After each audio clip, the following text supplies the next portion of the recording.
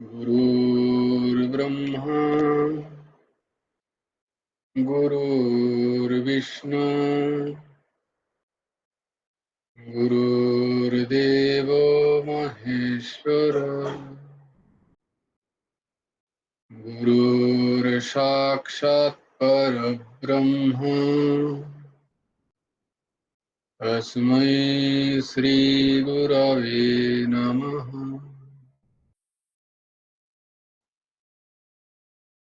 कृष्णाय वासुदेवाय हरये परमात्मने प्रणतक्लेशनाशाय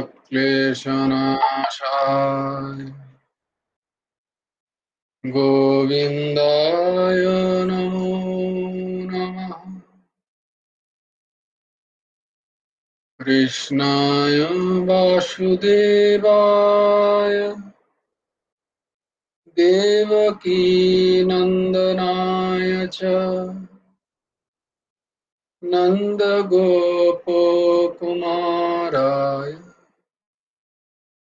गोविन्दाय नमो नमः। कृष्णाय वासुदेवाय देवकीनन्दनाय च नन्दगोपकुमाराय गोविन्दाय नमो नमः। वसुदेवं सुतं देवं कंसचाणूरमर्दनं देवकी परमानन्दम् कृष्णं वन्दे जगद्गुरुम्।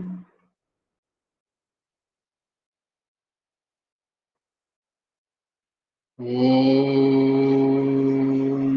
सच्चिदानन्दरूपाय कृष्णाय क्लिष्टकर्मणे नमो वेदान्तविद्याय गुरवे बुद्धिसाक्षिणे श्रीकृष्णचैतन्यं भगवन्तं कृपार्णवं प्रेमभक्तिवितारणाथं गौरीशावतारय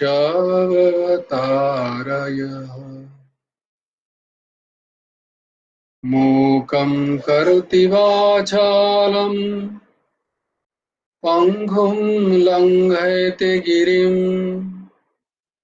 यत्कृपातमहं वन्दे परमानन्दमाधवम्। नमो नलिननेत्राय वेणुवद्यविनोदिने राधाधरो सुधापानो शालिने गुणमालिने बर्हापीरं नटवरवपु कर्णयो कर्णिकारं बिभ्रद्बाशो कनककपिशं वैजयन्तीं च मालाम् रन्ध्रान् वेणुधरसुधया पुरयन् गोपवृन्दे बृन्दारण्यं शपदरमणं प्राविशद्गीतकीर्तिः जयति पराशरसूनो हृदयानन्दन सत्यवती हृदयानन्दन व्यास यस्यास्य कमलगलितं वाङ्मयमृतं जगत् शिवति।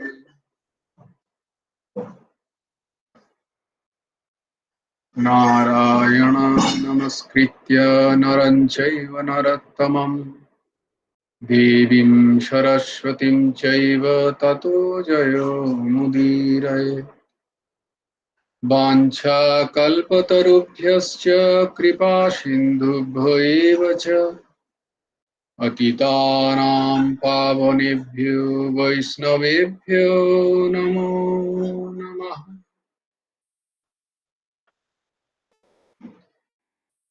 নবকুমার চতুষ্পাঠীতে তোমাদের খুব খুব স্বাগত। আজকে আমাদের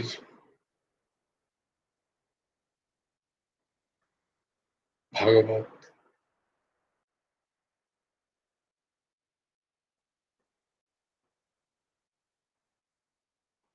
আজকে আমরা একটুখানি জয়দেব চরিত্র শ্রবণ করব।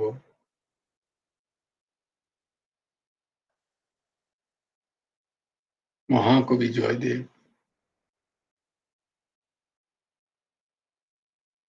মহা গায়ক জয়দেব, মহানৃত্যকার জয়দেব, প্রেমিক বৈষ্ণব মহাত্মা জয়দেব।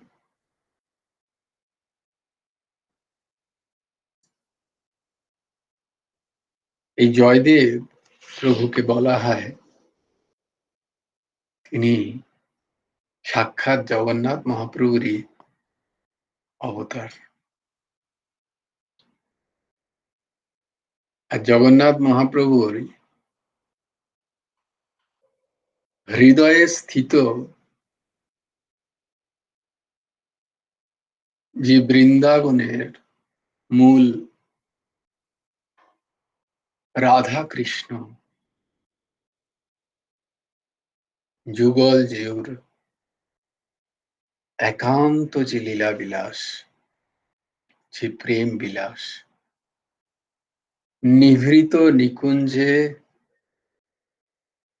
তাদের একে অপরের যে প্রেম ও রস আস্বাদন, তারই প্রকাশ করার জন্যই যেন জগন্নাথ প্রভুই কবি জয়দেব রূপে আবির্ভূত হয়েছিলেন। অন্য কোনো যেন প্রয়োজনই ছিল না তার।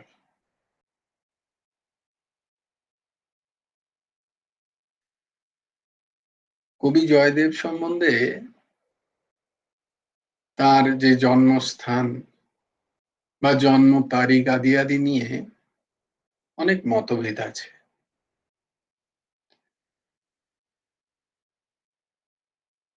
তবে প্রামাণিকভাবে যা পাওয়া যায় সেটা হচ্ছে দ্বাদশ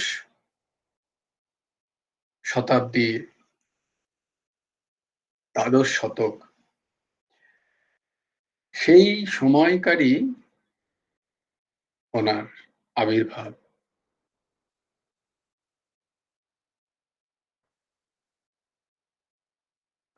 সংস্কৃতে যত কবি হয়েছেন সংস্কৃত ভাষায়, এই সমস্ত কবি মহলে জয়দেব গোসাইকে বলা হয় যে তিনি হলেন চক্রবর্তী সম্রাট। যদি সংস্কৃত কবির একটা রাজত্ব ঘোষণা করা হয় বিশ্বব্যাপী, তাহলে জয়দেব গোসাইকে বলা হয় তিনি সেই রাজত্বের চক্রবর্তী সম্রাট, একচ্ছত্র অধিপতি। বাকি যত কবি আছেন তাদের বলা হয় কোনো না কোনো বিশেষ একটি মুলুকের, একটি প্রদেশের মালিক। জয়দেব গোসাই হলেন এই সমস্ত প্রদেশের মালিকের মালিক, এমনটা নাভা দাস গোসাই প্রকাশ করেন। এই নাভা গোস্বামী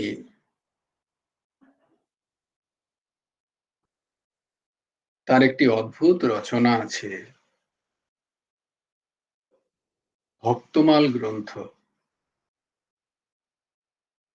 যত প্রভুর ভক্ত তাদের মালা তৈরি করেছেন তিনি। তো তাই জন্য এই নাভা গোস্বামীর ভক্তমাল গ্রন্থ খুবই সমাদৃত।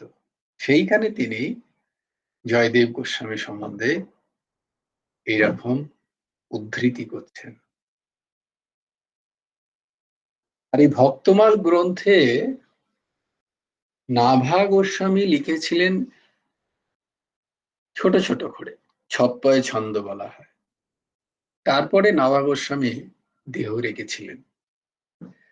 তার ১০০ বছর পরে, তার দেহ রাখার ১০০ বছর পরে গৌড়ীয় পরম্পরায় এক গোসাই হন বৃন্দাবনে, তার নাম প্রিয়াদাস, প্রিয়াদাস গোসাই প্রভু। তিনি গোপাল ভট্ট সম্প্রদায়ের, গোপাল ভট্ট পরম্পরায়। আমাদের একদিন বলেছিলাম, মনে আছে, যে ৬ গোসাই আছেন, ৬ গোসাই। রূপ, রূপ গোসাই, শ্রী রূপ গোস্বামীপাদ, শ্রী সনাতন গোস্বামীপাদ, শ্রী জীব গোস্বামীপাদ, শ্রী গোপাল ভট্টপাদ, শ্রী রঘুনাথ দাস এবং শ্রী রঘুনাথ ভট্ট। এই ৬ গোসাই। ওই প্রিয়াদাসজি মহারাজ, প্রিয়াদাসজি গোসাই, তিনি ছিলেন গোপাল ভট্ট পরম্পরার। আর এই গোপাল ভট্টজির তেই রাধা রমনজি প্রকট হন। এই পরম্পরায় প্রিয়াদাসজি বলছেন, আমার কোনো অভিপ্রায় ছিল না ভক্তমালের টিকা করার। তিনি বলেন, কারণ ভক্তমাল লিখেছেন অন্য এক বৈষ্ণবীয় সম্প্রদায় হলেও নাভাদাসজি ছিলেন রামানন্দীয় সম্প্রদায়ের।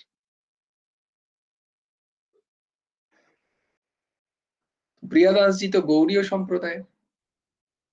বলে আমার কোনো ইচ্ছে ছিল না, কিন্তু বলেন নাভাদাসজি নাকি ১০০ বছর পরে এসে প্রিয়াদাসজিকে সাক্ষাৎ দর্শন দিয়ে তাঁরই রচিত ভক্তমালের টিকা করার জন্য অনুপ্রেরণা দেন এবং বলেন যে এইভাবে এইভাবে লেখো, এমনটা কথিত আছে। তাই প্রিয়াদাসজি বলেন যে আমার লেখা নয়, এসবই নাভাদাসজি লিখেছেন। ১০০ বছর পরে টিকা লিখছেন তিনি এসে। অদ্ভুত। সন্ত মহাত্মাদের এই সমস্ত চরিত্র শ্রবণ করলে সত্যি অদ্ভুত লাগে। তো যাকে সেখানে তিনি ওই জয়দেব গোসাইয়ের কথা লিখছেন যে অত বড় সংস্কৃতের এত সুললিত, অলঙ্কৃত, তো অপূর্ব কবিতা সংস্কৃতে ভাষায় জয়দেবের আগে কেউ হননি, জয়দেবের পরেও তেমন ভাবে কাউকে দেখা যায় না। তাই তাকে সংস্কৃতে কাব্যের চক্রবর্তী, চূড়ামণি বলা হয়। গীত গোবিন্দ এবং শ্রী জয়দেব গোসাই, এই দুটো নাম যেন ওতপ্রোত। জয়দেব গোসাই মানেই শ্রী গীত গোবিন্দ, আর শ্রী গীত গোবিন্দ মানেই হচ্ছেন জয়দেব।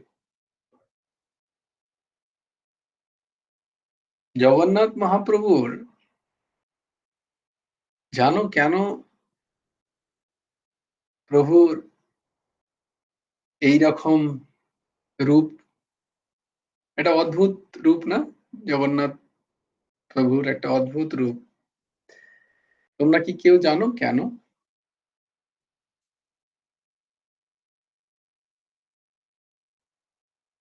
হ্যাঁ, রমাদি উত্তর দিয়েছে। বাহ! সুন্দর। খুব ছোট্ট করে যদি ঠিকটা হয় তাহলে আমি নেব, নাহলে কিন্তু মানে অনেক, অনেক কথা আছে। যেটার মূল কথা সেইটা শোনাবো তোমাদের আজকে। হ্যাঁ, রমাদি আগে বলো। জয়গুরু রাধে শ্যাম। হ্যাঁ, জয় বলছি, গুরু। জগন্নাথের এই মূর্তি দুটো কারণ আছে। হ্যাঁ, একটা হচ্ছে যখন প্রভাস তীর্থে ওনারা সবাই গিয়েছিলেন, আর এদিকে রাধারানী সহ তার গোপিনীরা সবাই গিয়েছিল, যশোদা মা, নন্দরাজা সবাইকে যেতে বলেছিলেন, নারদ মুনি সেই চিঠি লেখার কথা বলেছিলেন। সেই অনুসারে আমরা দেখতে পাচ্ছি যে যখন গোপীরা তাদের তাদের যখন কৃষ্ণ সব শেষ করে রথে বসেছেন, তখন দেখছি যে গোপীরা সেই রথটাকে টেনে নিয়ে আসে, মানে বৃন্দাবনের দিকে, যে বৃন্দাবনে নিয়ে যাব।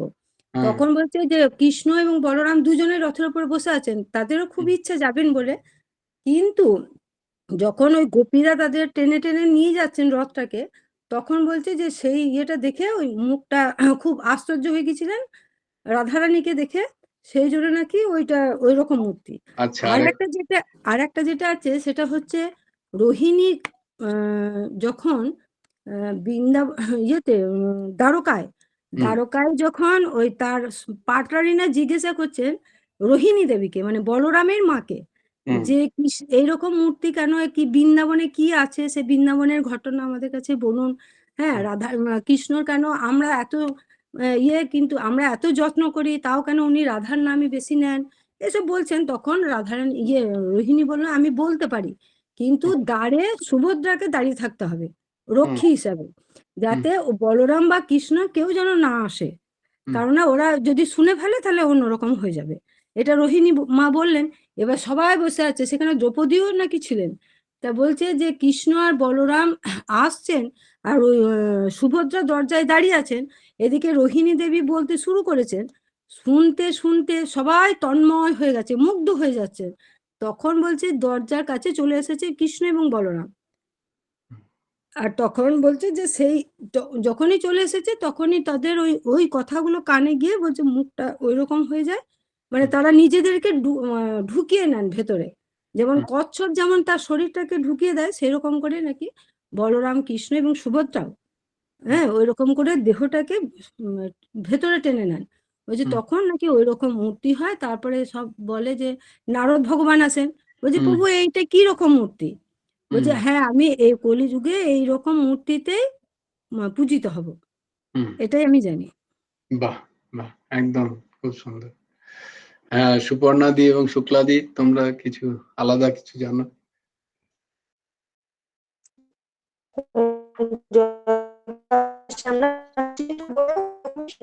বৃন্দাবন লীলা করতে করতে এত প্রেমানন্দ তাতে আর কি মনে হয় হুম, প্রেমের গলে গেছিল। ঠিক, ঠিক। তোমার নেটটা খুব ডিস্টার্ব করছে। কথাগুলো কেটে যায়। তবুও তোমার ভাবটা বুঝলাম, একই, একই ভাব সেই দ্বারিকার দ্বারিকার লীলা। সুপর্ণাদি? একই মত। বাহ! একই তথ্য। হ্যাঁ, এখানে আরেকজন হাত তুলছে। হ্যাঁ, পিনাকি বলো। জয় গুরু রাধেশ্যাম। জয় গুরু আদেশ। আহ, মন্দির প্রতিষ্ঠার সময় যখন বিশ্বকর্মা যখন প্রতিষ্ঠা করছিলেন, তখন যে রাজা তৈরি করাচ্ছিলেন মূর্তি, হুম, সেই সময় ওই উনি আর কি দরজা খুলে দেন কোনো ভেতরে সারা শব্দ না পেয়ে।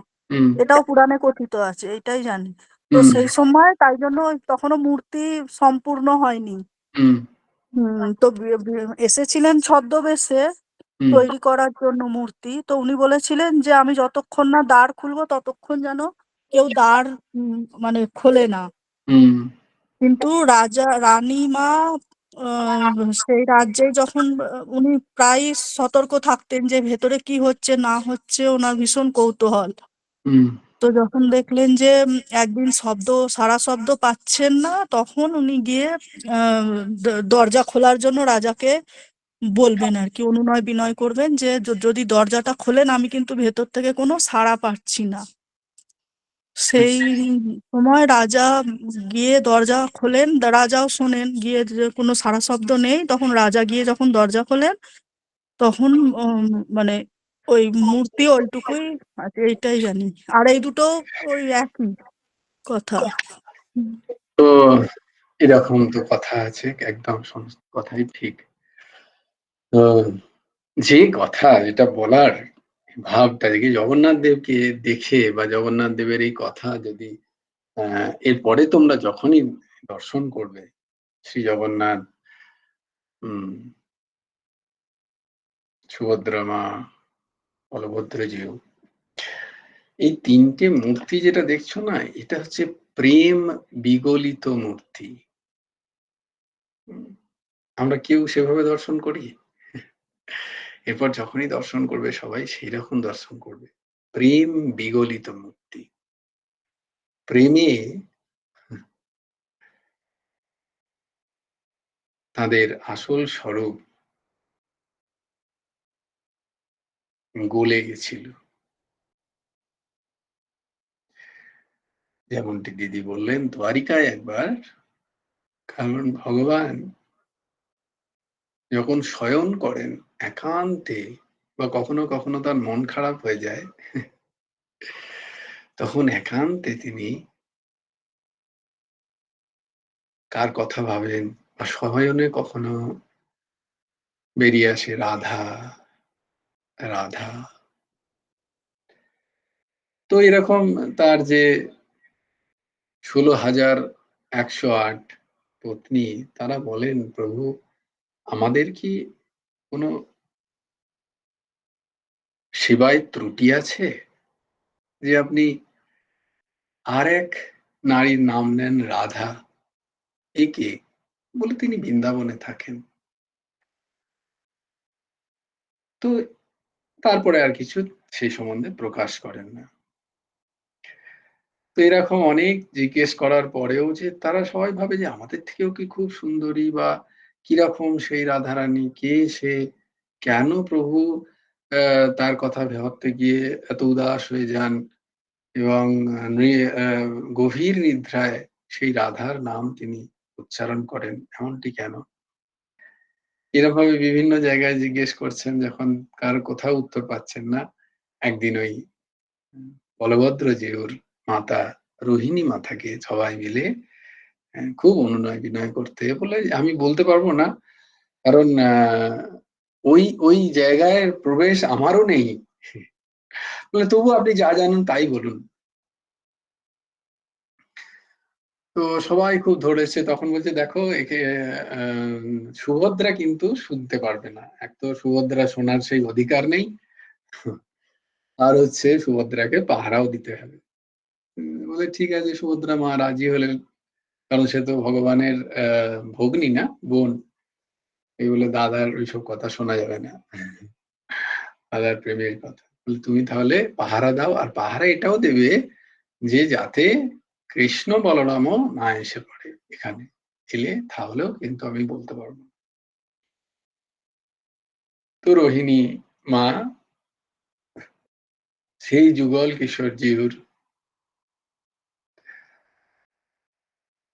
কথা, যুগল কিশোরের রাসের কথা, গভীর নিভৃত নিকুঞ্জের প্রেমাস্বাদনের কথা যখন ওই 16,108 পত্নীকে বলতে লাগলেন, তখন দ্বারিকাধীশ শ্রীকৃষ্ণ ছিলেন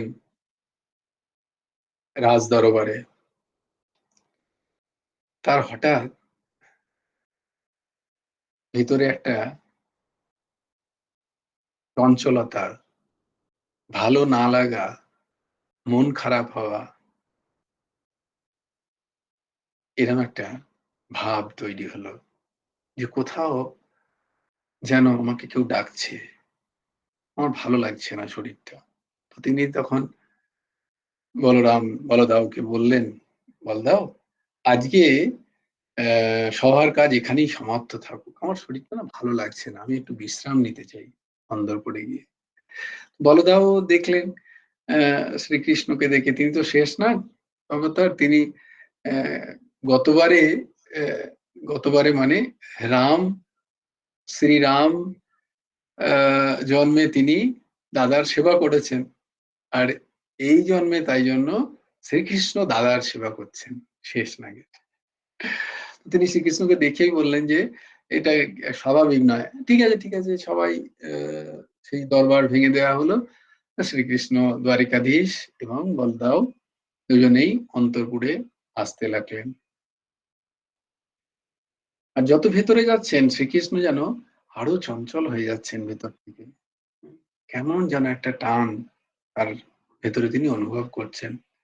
খানিকক্ষণ পরে গিয়ে দেখলেন যে একটি গৃহে একটি গৃহে মানে একটি তার যে অট্টালিকার একটি ঘরের বাইরে সুভদ্রা মা তন্ময় হয়ে কি যেন শুনছেন ভেতরের কোনো কথা। আর তখন সুভদ্রা মায়েরও সেই প্রেমাশ্রুতে প্রেম নিমগ্ন হয়ে সেই কথায় তার বিগলিত দশা, সুদবুদ নেই। তো অনেকবার ডাকার পরও যখন সুভদ্রা মা কোনো সাড়া দিলেন না, তখন ওরাও বলে এমন কি কথা শুনছে, আমরাও শুনি। তো এবার যখন শ্রীকৃষ্ণ এবং দ্বারিকাধীশ কৃষ্ণ এবং বলদাও বলরাম তারাও যখন রোহিণী মায়ের ওই কথা বৃন্দাবনের সেই যুগল প্রেমের কথা যখন তারা শ্রবণ করতে লাগলেন, তারাও আস্তে আস্তে প্রেমের সেই ওই স্থিতিতে তাদেরও হাত পা গলতে লাগলো, মুখের অবয়ব পরিবর্তন হতে লাগলো। চিন্তা করো প্রেমের কি দশা। তো এরম ভাবে যখন বিগলিত হচ্ছেন, তখন নারদ মুনি দেখলেন এই রে, দ্বারিকাধীশের লীলা তো এখনো বাকি আছে, যদি প্রেম বিগলিত হয়ে যায় তাহলে কি হবে? তাহলে তো বয়ে যাবেন। দ্বারিকাধীশের লীলা এখনো অনেক বাকি আছে। তখন তিনি নারায়ণ নারায়ণ হয়ে প্রকট হলেন সেখানে। প্রভুকে ডাকছেন নারায়ণ নারায়ণ বলে ডাকতে ডাকতে প্রভু খানিকটা সুদবুদ ফিরে এলো। এই দ্বারিকাধীশ, নারদ মুনি আপনি মহর্ষি? তখন বললেন, নারদ মুনি তো বুঝতেই পারছো তিনি সব বুঝতে পারছেন, বলে প্রভু এ কি অদ্ভুত আপনার দৃশ্য। তখন এই অদ্ভুত দৃশ্য দেখে প্রভু অবাক, তাই তো, ওহো আমি তো সেই অপরূপ প্রেম কাহিনী, প্রেমের যে কথা শুনে আমি গলিত হয়ে গেছি, আমার অঙ্গ প্রত্যঙ্গ স্খলিত হয়ে গেছে। তো ঠিক আছে, তাহলে আমি আবার দ্বারিকাধীশের অবয়বে ফিরে আসি। বলে না না দাঁড়া দাঁড়ান দাঁড়ান, এই অদ্ভুত যে বিগ্রহ, সেই বিগ্রহকে তো এরম ভাবে যেতে দেওয়া যায় না। তো তারই প্রেরণায়, সেই নারদ মুনির প্রেরণায় প্রভু বললেন বেশ, তাহলে এই বিগ্রহই হোক আমার কলিযুগের অর্চ বিগ্রহ। তাই জগন্নাথ দেবজির, বলভদ্র এবং সুভদ্রা মায়ার যে অবয়ব তোমরা দেখতে পাও, সেটা হচ্ছে প্রেম বিগলিত, এই তিনের প্রেম বিগলিত মূর্তি। প্রেমে ওই রকম তাদের অঙ্গ প্রত্যঙ্গ গলে গেছিল। আর দিয়ে তারপরে যে কাহিনী এসে তো ঠাকুরেরই লীলা, তবেই তারা ওইভাবে রাজামশাই বলেন ব্রহ্মা এসেছেন, কেউ কেউ বলেন সাক্ষাৎ ভগবানই এসেছিলেন তার এই বিগ্রহকে প্রকাশ করার জন্য। তারপর বা রাজামশাই তার ধৈর্য হারিয়ে এটা খুলে দেন। এগুলো সমস্ত কথা, কিন্তু মূল লীলা হচ্ছে, মূল এটাই হচ্ছে সেই মূল লীলা। তাহলে দেখো এখানে সেই যোগাযোগটা খুঁজে পাওয়া যাচ্ছে যে জগন্নাথ প্রভু এই যে কথা, এই যে প্রেমের যে অন্তর্নিহিত যে কথা রোহিণী মা তো কাছে যেটি শুনলেন সেটি কিন্তু কোথাও প্রকাশ নেই। তার কিন্তু প্রকাশ কেউ করেননি, করতে পারেননি। যে কি এমন সেই প্রেমের কথা তারা শুনেছিলেন যার জন্য তাদের অঙ্গ প্রত্যঙ্গ এরকম গলে গেল, পিঘলিত হয়ে গেল, ডিফর্ম হয়ে গেল। এমন কি প্রেমের কথা? হ্যাঁ, শুক্লাদি বলো। হাত উঠিয়েছ। তোমার কথা শেষ হয়ে গেলে আমি একটা জিনিস একটু তুমি যদি অনুমতি দাও তাহলে আমি একটু শোনাবো। 2 মিনিট লাগবে। মানে তুমি আমার কথা শুনছো না। না না, অবশ্যই। মানে এটা আমার ফেলিওর যে আমি তোমাদের এক মনের কথা শোনাতে পারছি না, যে তোমাদের আরো না অন্য না, কথা মনে পড়ছে এর মাঝখানে। তুমি যেটা বলছো না, It is my এইটার failure. প্রসঙ্গে এই প্রসঙ্গে আর কি আমি একটা সিদ্ধান্ত নিতে খুব তো সেটা নিয়ে ইচ্ছা হলো। বেশ। তো এই হচ্ছে, তো সেই যে প্রেমের কথা, সেই যে প্রেমের পরম প্রেমের, চরম প্রেমের কথা যা রোহিণী মায়ের কাছে তারা শুনেছিলেন, সেটি যেন প্রকাশ হয়নি কোথাও। সেই প্রকাশ করার জন্যই যেন জগন্নাথ প্রভু, আচ্ছা তোমরা বলবে এটা কোথা থেকে পেলে? এটা কিন্তু কোথাও পাইনি। সকালবেলা আমাকে কন্যা কুসুম মনে করিয়ে দিল, না কালকে মনে করিয়ে দিল যে আজকে জয়দেবের কথা আছে, কাল থেকে আর সময় পেলাম না কখনো পড়ার বা তার সম্বন্ধে জোগাড় করার। সকাল থেকে এসেও হলো না, ঘুমোতে গিয়ে সময় চলে গেল। এই এখন তোমাদের বলার আগেও আমি ভাবছিলাম আমি কি বলবো, কতগুলো ইনফরমেশন খালি একটু জোগাড় করেছি, কিন্তু ইনফরমেশন দিয়ে তো আর লাভ নেই। আমার কথা তো আর শুধু ইনফরমেটিভ হওয়া তো উচিত নয়, এমন কিছু হবে যা যা অত্যন্ত গূঢ় গুচ্ছ। আমি বললে বিশ্বাস করবে না, আমি এই যখন মঙ্গলাচরণ করছি তখনও ভেতরে ভেতরে ভাবছি যে আমি কি বলবো তোমাদের জগন্নাথ জয়দেব সম্বন্ধে। তোমরা বিশ্বাস করো, অন রেকর্ড বলছি আমি, আমার গলায় তুলসী আছে। কিন্তু কি অদ্ভুত, যখন শুরু করলাম তখন ঠাকুর এই ভাব দিলেন, এই ভাবটা যেন, এই ভাব তো এখন আসছে। বলতে বলতে এই ভাব আসছে, আমি কোথাও শ্রবণ করিনি কথা, ঠাকুর বলাচ্ছেন যেন একদম তো এই ভাব। তাহলে দেখো ওই প্রেম কাহানি যা ভগবান শুনে তার অবয়ব পিঘলিত হয়ে গেছিল, সেই কথা তিনি কিন্তু কোথাও প্রকাশ করেননি। তো সেই কথা প্রকাশের জন্যই যেন জয়দেব প্রভুর হয়ে আবির্ভাব জগন্নাথ দিয়ে তিনি একটি মাত্র এই কাব্য লিখলেন, যা কাব্য এতটাই সমাদৃত যে বৈষ্ণব গীত গোবিন্দ ছাড়া হয় না। জয়দেব গোসাই গীত গোবিন্দের কথা লিখে, আর গীত গোবিন্দ পুরোটাই আদ্যপান্ত রাধা প্রেমের কথাই সেখানে লেখা আছে, শুদ্ধ সাত্বিক অমলিন রাধা প্রেমের কথা। এই প্রথম একটা জায়গায় যেখানে শ্রীকৃষ্ণের থেকেও রাধারানীকে, মা রাধারানীকে বড় করে দেখানো হয়েছে।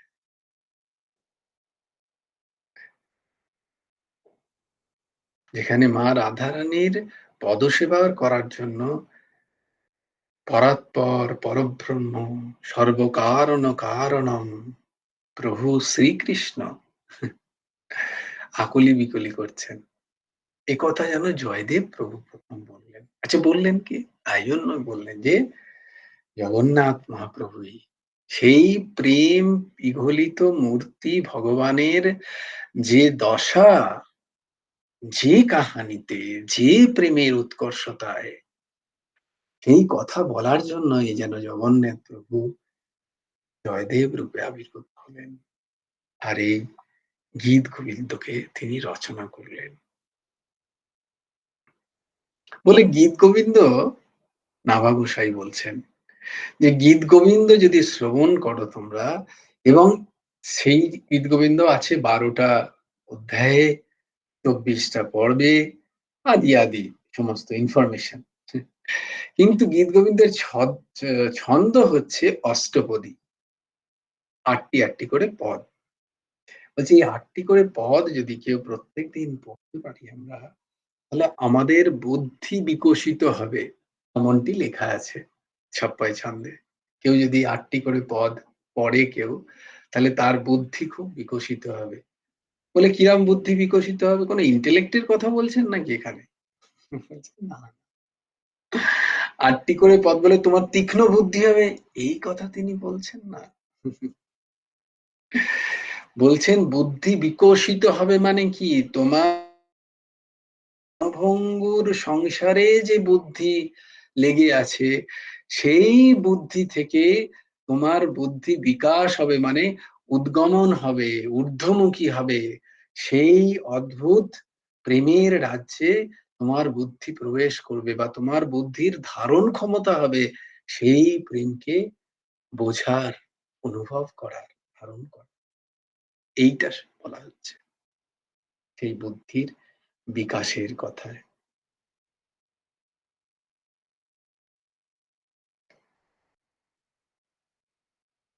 এই জয়দেব গোসাই গীত গোবিন্দ তিনি শুরু করেন পড়তে জগন্নাথ মন্দিরে।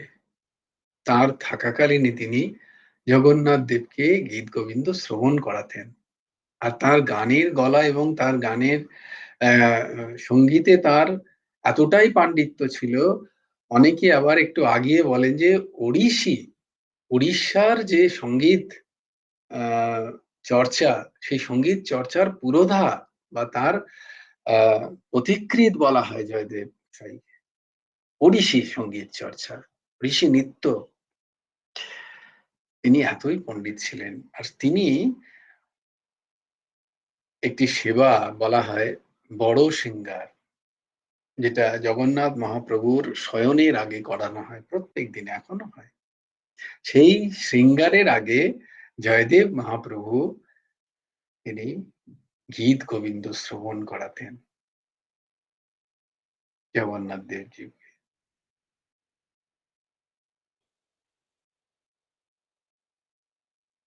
তার পরম্পরা আজও চলে আসছে। আজও জগন্নাথ প্রভুর শয়নের পূর্বে শৃঙ্গার যখন হয়, তখন তাকে গীত গোবিন্দ শ্রবণ করানো হয়। তারপরে তাকে যে বস্ত্র পরিধান করানো হয় সেই শৃঙ্গারের, সেই বস্ত্রে লেখা থাকে গীত গোবিন্দ। এটা আসে, বলা হয় কেন্দুলি গ্রাম নামে 3টে গ্রাম আছে, এখনো আছে। একটা যেমন বীরভূমে আছে, যেখানে আমাদের জয়দেবের মেলা হয়। আরেকটি কেন্দুলি গ্রাম আছে, যেটা পুরী জেলাতে, উড়িষ্যায়। তারা দাবি করেন যে জয়দেবের ওখানে জন্ম, ওই কেন্দুলি গ্রামে। আবার একটা কেন্দুলি গ্রাম আছে মৈথিলিতে, বিহারে। অনেকে আবার বলেন জয়দেব প্রভু নাকি তার জন্ম সেখানে। এইসব বিবাদে আমাদের যাওয়ার প্রয়োজন নেই। আমাদের প্রয়োজন জয়দেব প্রভুর এই ভাবে।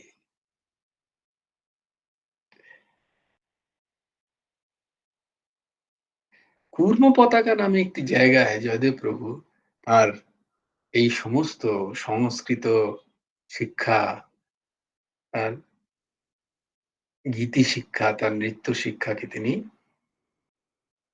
গ্রহণ করেছিলেন, এবং সেখানে তিনি বহু কাল যাবৎ শিক্ষকতাও করেন। সেই সময় বাংলার রাজা, তখন সেন রাজত্ব চলছিল।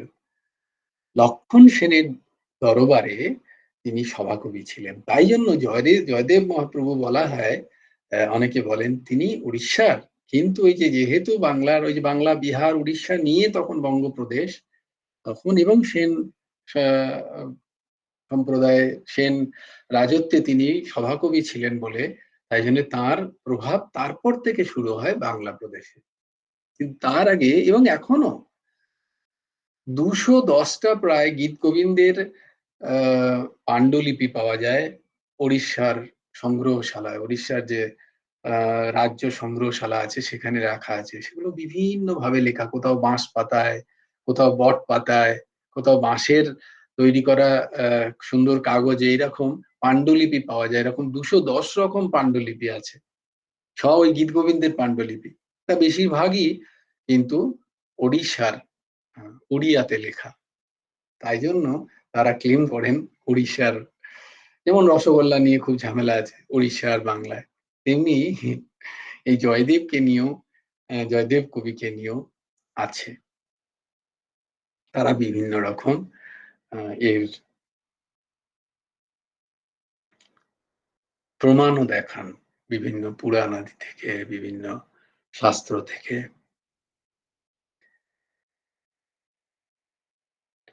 তো এই যে জগন্নাথ প্রভুকে যে বস্ত্র পরিধান করে তাকে রাত্রে শয়ন করানো হয়, সেই বস্ত্রর নাম হচ্ছে কেন্দুলি খান্ডুয়া। কেন্দুলি খান্ডুয়া বলে একটি বস্ত্র। তাতে ওই গীত গোবিন্দ রচনা করা আছে কাঁথি স্টিচে। কাঁথি স্টিচ তোমরা বোধহয় শুনেছ। এই কাঁথি যে পরম্পরা, সেই পরম্পরায় স্টিচ করে করে ওই গীত গোবিন্দ সেখানে রচনা করে এই কেন্দুলি খান্ডুয়া নামে একটি বস্ত্র, সেই বস্ত্র পরিধান করানো হয় জগন্নাথ প্রভু এবং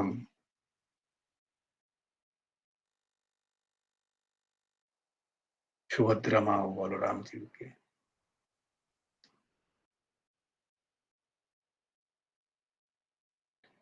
উড়িষ্যার আসলে বিভিন্ন শিল্পকর্মে, বিভিন্ন মন্দিরে পুরনো, সেখানে কিন্তু এই জয়দেব রচিত, কবি জয়দেব রচিত গীত গোবিন্দের পদ পাওয়া যায় খোদিত।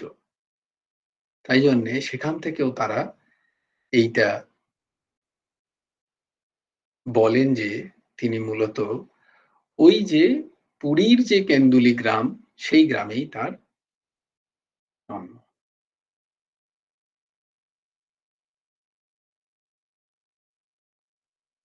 এইভাবে জয়দেব গোসাই এবং তার গীত গোবিন্দ আজও সমান রূপে সমাদৃত এই ভক্ত মহলে, গোসাইদের মহলে, বৈষ্ণব মহলে অত্যন্ত অত্যন্ত সমাদৃত একটি গ্রন্থ। যে গ্রন্থ পড়া তো খুবই ভালো, কিন্তু তার যে উচ্চ স্থিতি তোমাদের আগেও বলেছি, সেটা কিন্তু কামের নয়, প্রেমের স্থিতি। সেই প্রেমের স্থিতি না হয়ে গীত গোবিন্দ চর্চা করা একটু খতরনাক বলে আর কি, হিন্দিতে যেটাকে বলা হয়, মানে বাংলায় কি বলবো, একটু দুঃসাধ্য কাজ আর কি। তাই জন্য ওটা গীত গোবিন্দর চর্চাই হয় উচ্চস্তর যারা বৈষ্ণব, তারাই একমাত্র গীত গোবিন্দের চর্চার অধিকারী হন। সেই রাধা কৃষ্ণের নিভৃত নিকুঞ্জের প্রেম বিলাস জয়দেব মহাপ্রভুর গীত গোবিন্দ। তবে হ্যাঁ, বলেন যে তোমরা অবশ্যই পড়বে, কারণ এই সমস্ত মহাপুরুষরা যা রচনা করেন তা প্রত্যেকের কল্যাণের জন্য। ভাব যদিও কাম আসে, তবুও গীত গোবিন্দ যদি কেউ ঠিক ঠিক প্রত্যেক দিন পড়ে, তাহলে তার কাম বিকার দূর হয়ে যায় এবং ভগবান সাক্ষাৎ, নাভাজি মহারাজ বলছেন যে রাধা মাধব সাক্ষাৎ সেখানে এসে গীত গোবিন্দ শ্রবণ করেন। আর এটারও মান্যতা আছে যে জগন্নাথ প্রভু যেখানে যেখানে গীত গোবিন্দ কথা হয়, গীত গোবিন্দ পাঠ হয়, সেখানে প্রভু গিয়ে গীত গোবিন্দ শ্রবণ করেন, তার কাছে এতই প্রিয়। সেই গীত গোবিন্দের কথা, সেই জয়দেব মহাপ্রভুর কথা আমরা যদি সুযোগ পাই তো আরো শ্রবণ করব। যদি কোনোদিন ঠাকুর সেই সুযোগ দেন, তাহলে আমরা গীত গোবিন্দ নিয়েও চর্চা করতে পারি কখনো। তার জন্য আমাদের একটু সময় লাগবে, আরেকটু আমাদের তৈরি হতে হবে। আমাদের দিদি কিছু বলবে, শুক্লা দি কিছু বলবে বলছিল, তো আমরা আজকে দিদির কাছে যাই শোনার জন্য। হ্যাঁ দিদি, শুক্লা দি বলো। জয় গুরু রাধেশ্যাম। আমি সেরকম কিছু বলবো না, ওই তুমি তুমি ওই প্রেমের কথাটা বললে না, ওই নিয়ে তুমি যখন বলছিলে তখন আমার মনে পড়ে গেল যে এরকমই একটা কবিতা লিখেছিলাম। সেইটাই আর কি সেইটা আর কি খুব মনে এলো, সেইটাই ভাবছিলাম যে শোনাবো, যদি তোমার হয়ে যাক শেষ তারপরে। শোনাও শোনাও দিদি, শোনাও, অবশ্যই শোনাও। সখী শ্যামকে ভালোবেসে রাধাই কি দুঃখ শুধু পেল, রাইকে কি বাসেনি শ্যাম ভালো, বলো রাইকে কি বাসেনি শ্যাম ভালো, তবে শ্যামের বুকের দুঃখ কোথায় গেল, ফিরে সে মোছায় সবার চোখের জল, আপন বুকের দুঃখ পাথার লুকাই করিয়া ছল, সে যে ছলিয়া বড়, মুখে তার হাসি দেখে ভাবো বুঝি নাই তার কোনো দুঃখ, চতুর শিরোমণি হাসি দিয়া তার লুকায়েছে ভরা দুঃখ, সে দুঃখ পাথার প্রেম হিমে জমি ধরিল মোহন কায়া, গৌর হইয়া কাঁদিয়া কাঁদিয়া মিটালো মনের জ্বালা। জয় গুরু রাধেশ্যাম। অদ্ভুত অদ্ভুত অদ্ভুত ভাব, অদ্ভুত, অসাধারণ অসাধারণ, অসাধারণ ভাব, বাহ। রমাদি, তুমি কিছু বলবে?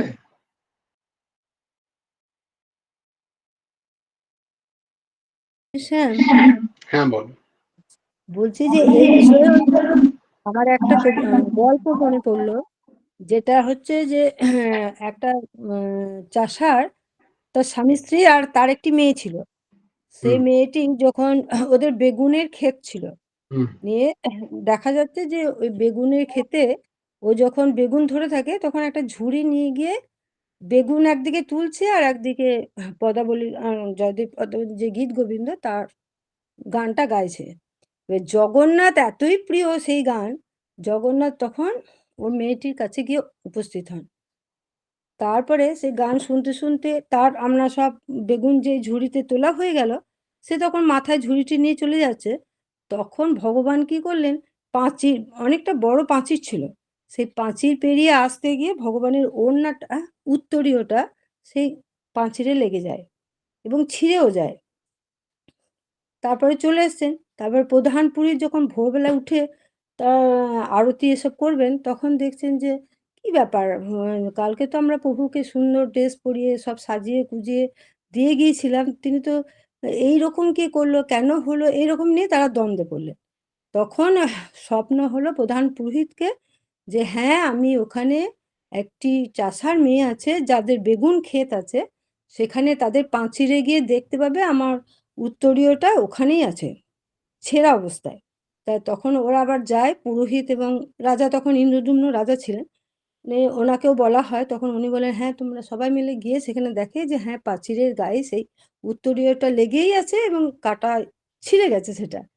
তা তখন হচ্ছে রাজা ইন্দ্রদ্যুম্নকে ভগবান আবার স্বপ্নে দেন যে ওই মেয়েটিকে আমার, যাতে রাত্রেবেলায় আমাকে ওই শোবার আগে যেন গীত গোবিন্দর গান আমি শুনি, সেই ব্যবস্থা করতে। তখন ওই ইন্দ্রদ্যুম্ন রাজা আবার ওদেরকে নিয়ে এসে ওখানে একটা ঘর তৈরি করে দেয় এবং সব ওদের যা প্রয়োজনীয় জিনিস সবকিছু দেওয়ার ব্যবস্থা হয় রাজকোষ থেকে। আর ওই মেয়েটি প্রতিদিন রাত্রেবেলায় জগন্নাথের শোয়ার আগে, ঘুমানোর আগে ওই গীত গোবিন্দ গান গাইতে নেয়। এইটা আমার মনে পড়লো, তুমি এত বলছো আর এত ভালো লাগছে না, লোভ দেখাচ্ছ, কিন্তু এরপরে গীত গোবিন্দ কিন্তু করতে হবে, চর্চা করতে হবে। আমার কিন্তু খুব প্রিয় গীত গোবিন্দ। আমি খুঁজে খুঁজে খুঁজে খুঁজে গানটাকে বের করেছিলাম, নিয়ে মুখস্থ করতে যাচ্ছিলাম, কিন্তু এই মহারাজ তখন বললেন না দিদি অত করতে হয় না, অত কেন করবে, সেই জন্য আমি সব বাদ দিয়ে দিয়েছি। খুব লোভনীয় ওই জিনিসটা। হুম, ঠিক ঠিক। বেশ বেশ, ঠাকুর যদি জয় গুরু রাধেশ্যাম। জয় গুরু রাধে। জয় জয় শ্রী রাধে, রাধে শ্যাম শ্যাম শ্যাম রাধে রাধে, রাধে কৃষ্ণ কৃষ্ণ কৃষ্ণ রাধে রাধে। ভজ গুরু হেমন্ত দেব রাধে শ্যাম, জপ হরে কৃষ্ণ হরে রাম। जय जय श्री राधे, जय जय श्री राधे, जय जय श्री राधे। हरि बोलो, हरि बोलो, हरि हरि बोलो। जय गुरुदेव, जय गुरुदेव, जय गुरुदेव। जय जय परमहंस ठाकुर श्री श्री हेमंत देव, जय जय गुरु राधेश्याम। श्री गुरार्पणमस्तु, श्री हेमंत देवार्पणमस्तु।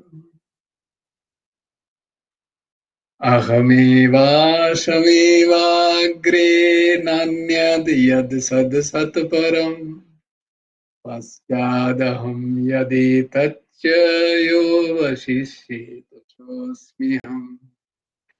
हरितीर्थं यत् प्रतीत न प्रतीत चात्मनि, तद्विद्यादात्मनो मायाम् यथा भासो यथा तमः, यथा महन्ति भूतानि भूतेषु चावचेष्मनु, प्रविष्टानि तथा तेषु न तेष्वहम्।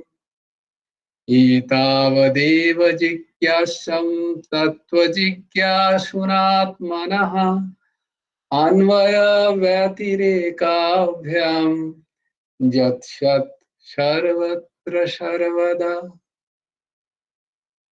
वंशी विभूषितकरन्नवनीरोदाभात्, पीताम्बरधरुणबिम्ब फलधरोष्टा,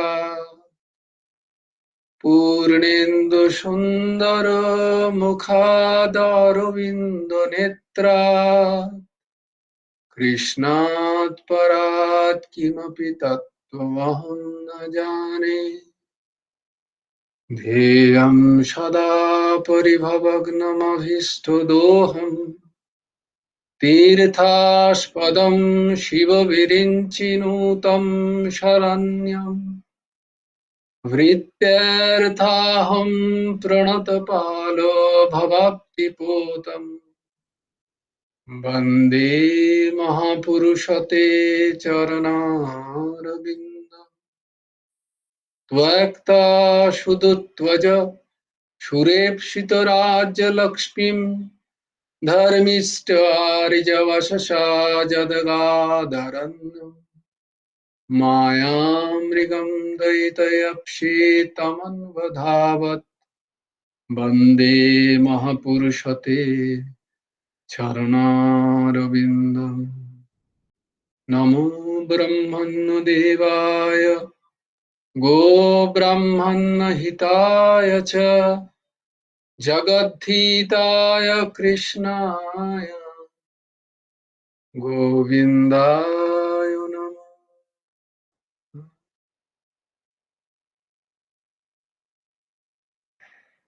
हरि ओम तत्सत्। यस्य प्रसादात् भगवत् प्रसादो, यस्य अप्रसादात् न गति कुतोऽपि। हेयं तवं तस्य यशः त्रिसन्धम्, বন্দে গুরু শ্রী চরণার। জয় গুরু রাধেশ্যাম। সবাই ভালো থেকো, সুন্দর থেকো, সুস্থ থেকো। থ্যাংক ইউ কন্যা কুসুম। আমি প্রায় ভুলে যাই যে দিয়ে তারপরে মনে পড়ে, ও আজকে তো ভাগবতে এটা আমাকে আমাকে গুরুদেব বলে দিল, তাই তোমাকে বললাম আমি। থ্যাংক ইউ সো মাচ গুরুদেবের শ্রীচরণে লাখো কোটি প্রণাম। জয় গুরু রাধেশ্যাম। ভালো থেকো সবাই, ভালো থেকো। জয় গুরু রাধে। জয় গুরু রাধেশ্যাম।